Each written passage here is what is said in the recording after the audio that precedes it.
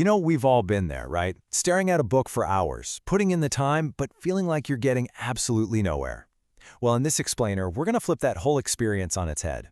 We're talking about moving from just studying hard to studying smart. Does this feel a little too real? You've got the books open, the coffee's brewing, you've been at it for hours, and then poof! It's like the information just vanishes. And the first thing we think is, I just need to study more. But what if that's not the answer? What if the real secret is just a better strategy? So, before we jump into all the solutions, let's just get real for a second about the struggle itself, because we all fall into the same traps. And honestly, the first step to fixing these bad habits is just admitting we have them.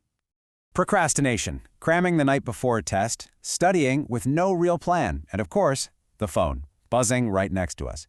These aren't just little slip-ups, they are actively working against us. If you're nodding along right now, don't sweat it. You're definitely not alone, and the good news is, all of this is fixable. And this, right here, is the big idea. The whole point isn't to add more hours to your day. It's to get more learning out of the hours you already have. We're talking about a complete shift in thinking, away from brute force and towards smart, effective strategy. Just look at the difference here. On one side, you have studying hard. That's the last-minute cramming, the passive reading, where your eyes glaze over. But on the other side, you have studying smart. That's using actual techniques, like spaced repetition and active recall. It's about ditching the multitasking for laser-focused sessions. It's basically like giving your brain a complete software update. So, what do we really mean when we say smart study? It's not some magic trick. It's all about learning with real, genuine understanding. It's the difference between just knowing a fact for a test and actually getting a concept. It's an active process of building skills, practicing, and applying what you learn, which is so much more powerful than just reading words on a page. Okay, theory is great, but let's get practical. It's time to open up the toolkit. These are proven, powerful methods you can literally start using today. First up, one of my absolute favorites, the Pomodoro technique. Its genius is how simple it is. You just pick one task and work on it totally focused for 25 minutes, no distractions. Then, you take a quick 5-minute break. This little trick is a total game changer for procrastination because anyone can do something for just 25 minutes. It gets you started, and that's often the hardest part. Okay, next tool, the Feynman technique. This one is brilliant. The idea is so simple. Just try to explain something you're learning in the absolute simplest terms possible, like you're explaining it to a kid. The moment you get stuck or you have to use complicated jargon, boom, you've just found the exact spot where your understanding is weak. It's like a diagnostic tool for your brain. And the toolkit doesn't stop there. You've got active recall, which is all about pulling information out of your brain, not just putting it in. Then there's spaced repetition, which is basically a workout schedule for your memory, making sure things stick for the long haul. And mind mapping is amazing for seeing the big picture. The key is to play around and find what works for you.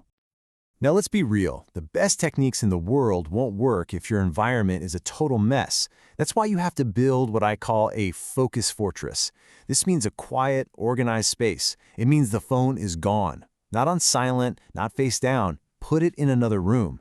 Protecting your focus is just as important as the study method you choose.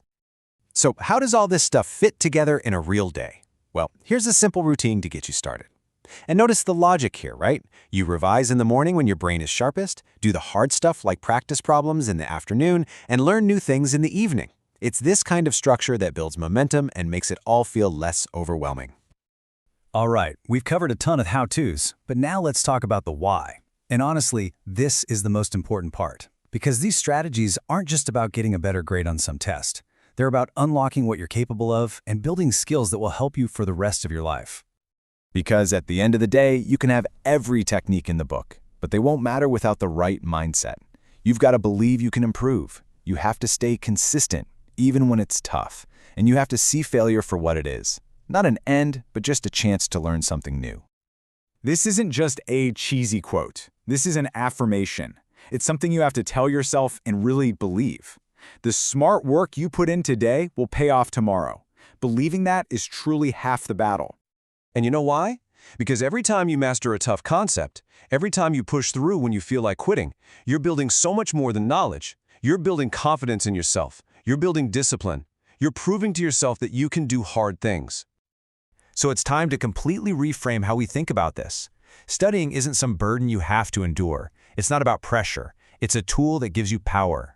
The power of knowledge, the power of choice, the power to build the future you want. When you really get that, well, that changes everything.